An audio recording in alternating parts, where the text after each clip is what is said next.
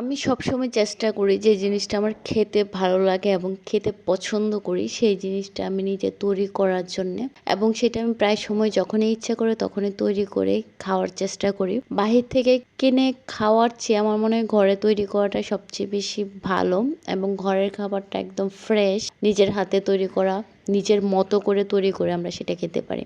আমি সর্বোচ্চ চেষ্টা করি বাহির থেকে কিনে খাওয়ার চেয়ে নিজের ঘরে নিজের পছন্দের জিনিসটা নিজে তৈরি করে খাওয়ার জন্য। আর এই পুডিংটা আমার কেন জানি কয়েকদিন পর পরে খেতে খুবই ইচ্ছে করে, এবং যখনই ইচ্ছে করে তখনই মনে হয় অল্প সময়ে সহজভাবে বানিয়ে ফেলা যায় পুডিংটা।